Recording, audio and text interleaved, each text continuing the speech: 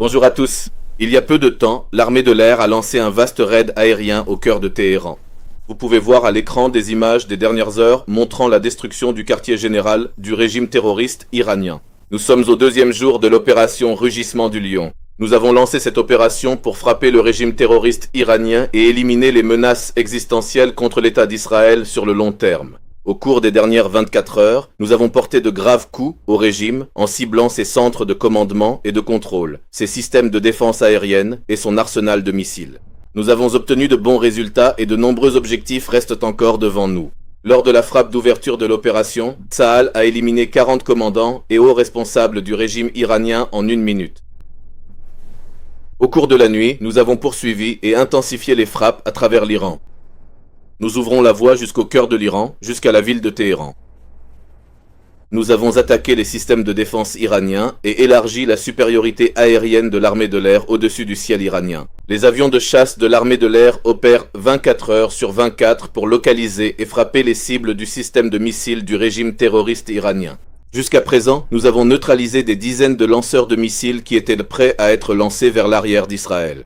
C'est une menace existentielle et réelle pour l'État d'Israël. C'est la menace que nous nous efforçons d'éliminer, et ce, sur le long terme. Au cours de l'opération, avec nos forces, nous avons détruit environ la moitié des stocks de missiles du régime iranien et empêché la production d'au moins 1500 missiles supplémentaires. Le rythme de production de missiles du régime s'élevait récemment à des dizaines de missiles sol-sol par mois. Le régime avait l'intention d'augmenter le rythme de production des missiles à des centaines de missiles par mois. Comme je l'ai dit hier, nous avons lancé l'opération par une frappe d'ouverture au cours de laquelle nous avons éliminé de nombreux hauts responsables du régime terroriste iranien. À présent, on peut dire qu'à la suite d'une frappe puissante et précise menée par les avions de l'armée de l'air et grâce à un renseignement précis fourni par le renseignement militaire, nous avons éliminé le principal meurtrier et l'architecte du plan d'anéantissement d'Israël, Ali Khamenei. Khamenei était à la tête du régime terroriste iranien depuis des décennies et a mené des actions terroristes contre l'État d'Israël et l'ensemble du monde occidental. Il est la tête de la pieuvre iranienne qui a étendu ses tentacules terroristes à travers tout le Moyen-Orient. Et sur ses mains, se trouve le sang des victimes assassinées et massacrées le 7 octobre. Parallèlement à l'élimination de Khamenei, nous avons éliminé Arki Mousavi, le chef d'état-major de l'armée iranienne. Mousavi était l'un des commandants les plus hauts gradés d'Iran, et il avait remplacé l'ancien chef d'état-major qui avait été éliminé lors du coup d'ouverture de l'opération avec les chiens. Dès le début de la guerre, nous avons agi pour frapper l'axe du terrorisme dirigé par Khamenei. Nous avons éliminé Nasrallah, les frères Sinwar, Mohamed Deif, Ali Karki. Nous avons frappé les hauts responsables du régime iranien lors d'une opération avec des chiens et éliminé la direction de l'organisation terroriste Houthi. Ceci est un message à tous ceux qui cherchent à nous détruire. Sachez que le bras long de Tsahal vous atteindra. Citoyens d'Israël, au cours des dernières 24 heures, les équipes du commandement du front intérieur ont agi avec les organisations de secours sur plusieurs sites touchés à travers le pays. Dans certains de ces sites, des civils ont été blessés à la suite des tirs, et dans l'un d'eux, une résidente israélienne a été tuée. Ce matin, nous avons malheureusement appris la mort d'une autre personne. Je partage la douleur des familles et je les soutiens en ces heures difficiles. Malgré l'action significative du système de défense aérienne de Tsahal, la protection n'est pas hermétique. Ce sont des heures cruciales où nous devons tous continuer à suivre les instructions du commandement du front intérieur. Elles sauvent des vies. Je suis conscient du défi et de la difficulté que représente un séjour prolongé dans les espaces protégés. Mais rappelez-vous que se rendre dans un abri lors de la réception d'une alerte sauve des vies.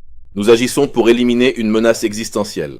Votre résilience et votre patience sont indispensables. Nous traverserons cela ensemble. Même en ce moment, nous attaquons avec force dans tout l'Iran, et nous continuerons à le faire aussi longtemps que nécessaire. Nous agissons pour réprimer les tirs en direction d'Israël. Le chef d'état-major a ordonné d'intensifier la poursuite, de détruire les lanceurs et de réprimer les tirs. Comme je l'ai dit hier, nous continuons à surveiller de près les autres fronts en mettant l'accent sur l'organisation terroriste Hezbollah au Liban. Je souligne et je dis clairement, tout tir, tout acte terroriste contre l'État d'Israël recevra une réponse très forte. Nous n'autoriserons aucune atteinte aux citoyens israéliens. Le chef d'état-major et les commandants de Tsahal dirigent la campagne avec responsabilité et détermination. Nous continuerons à agir pour éliminer toute menace contre la sécurité de l'État d'Israël. Je continuerai d'être ici avec vous et de vous tenir informé de toute évolution à l'avenir. Des questions? Question de Kan Hadashot et d'Israël Hayom. Quels sont les objectifs militaires de cette opération? Et l'un des objectifs de l'opération de Tsahal est-il de renverser le régime? Écoutez, nous agissons pour éliminer une menace existentielle contre l'État d'Israël. L'objectif que nous avons défini au sein de Tsahal est de porter un coup significatif et fondamental au régime terroriste iranien et d'éliminer durablement les menaces existentielles contre l'État d'Israël. Nous créons les conditions militaires et opérationnelles pour renverser le régime iranien. Yoav Limor a interrogé Keshet 12. Y a-t-il déjà eu des attaques contre les installations nucléaires iraniennes? Les tentatives d'assassinat de hauts responsables du régime iranien vont-elles se poursuivre? Nous avons obtenu les résultats nécessaires découlant de l'objectif que nous nous sommes fixés. Une atteinte significative aux missiles sol-sol. Avant tout, la protection des citoyens israéliens fait partie de leur défense. Atteinte au système de défense solaire, permettre la liberté d'action à travers l'Iran, comme cela se passe en ce moment même. Atteinte à l'industrie militaire iranienne, atteinte au système de commandement et de contrôle, aux piliers du régime, et nous frappons et continuons de frapper, ainsi qu'une atteinte au programme nucléaire, un approfondissement de l'atteinte au nucléaire, comme nous l'avons déjà détaillé par le passé. Nous agissons en coopération avec l'armée américaine, qui agit elle aussi en ce moment, et nous allons approfondir l'atteinte à chacun de ces objectifs que nous nous sommes fixés. Question 24. Y a-t-il une estimation du nombre de lanceurs iraniens qui ont été touchés?